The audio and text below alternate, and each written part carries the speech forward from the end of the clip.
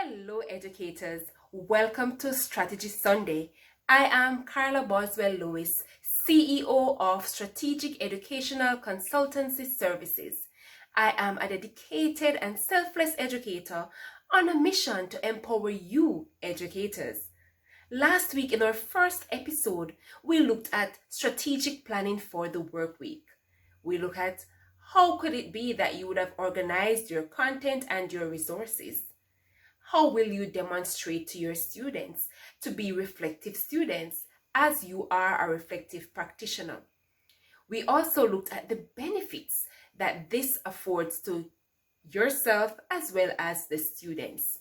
This week, we will be looking at influencing. How can we influence our students positively? This will be done in a 3-part series, the first beginning this week. Positive influence, educators, is very important. We cannot overemphasize having a positive influence over your students. Can you imagine? As an educator, I have a child and she comes home to me with an assignment and I am trying to help her to get this assignment right. And she's like, no, that's not what teacher said. Or maybe you may be an educator yourself and you have a child as well and you have experienced this.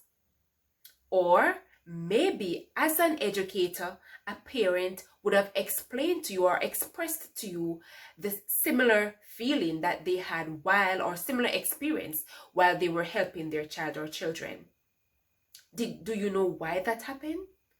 It happened because that teacher, you have demonstrated positive influence over your student. Look at it. How are you influencing someone's child, someone's relative? What is it that you are doing to lead them positively? So this week, I'd like to give to you some actionable tips for ensuring that you have positive influence over your students. The first one is lesson planning. While you're planning your lessons, educators, always include an activity that will motivate your students. It could be a motivational clip that you play just before class. You may want to discuss it with your students. You may want to ask them, how did this video make you feel? What are the positives that you can take away from this? How can this help you to be a better student? It could be a popular song, and you may just want to discuss the first stanza of the song to show your students how this song can positively impact them. Did you know you can also use an unpopular song, or even if it is not unpopular but an inappropriate popular song? And you are now saying to your students, how is it that this inappropriate popular song is negative? And how can you demonstrate, based on what you have heard, not to follow suit? How can you do better? What this does for your students, it helps them to understand the context in which they are operating, and also it shows to them that you, as the educator, understand their context. I'm not saying that you need to go and listen to these inappropriate songs. No. But you cannot exist in a vacuum, educators.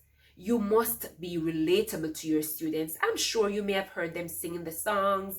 You may have heard them on the radio, or while you were out in the town doing some activities, you would have heard it.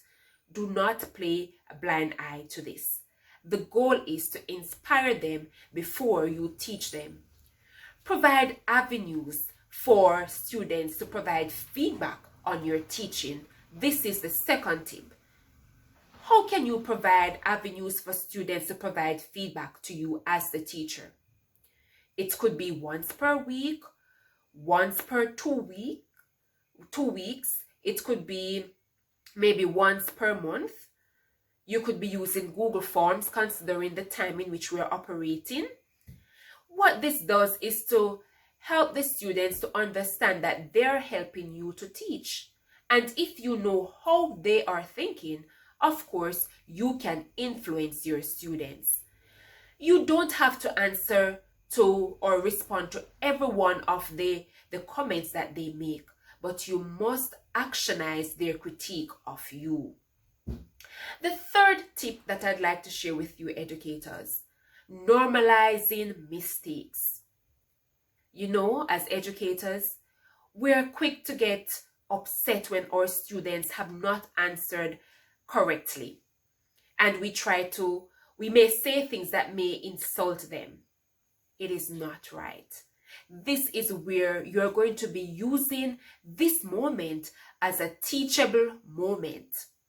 You are now going to be creating that environment in which your student will feel okay to make a mistake, because teacher is going to help me to understand this mistake and how I can correct it for the future. That's the feeling you're giving to your students.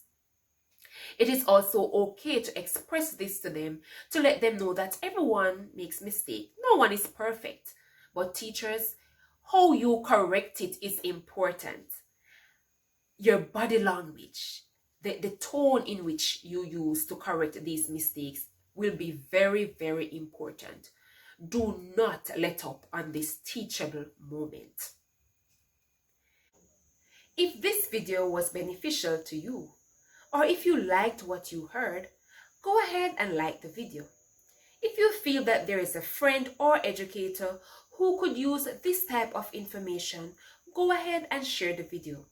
And if you want to get more videos with this kind of information, and if you have not yet subscribed, go ahead and subscribe. Share your thoughts in the comment section. Remember, this week's goal is to start developing that positive influence over your students.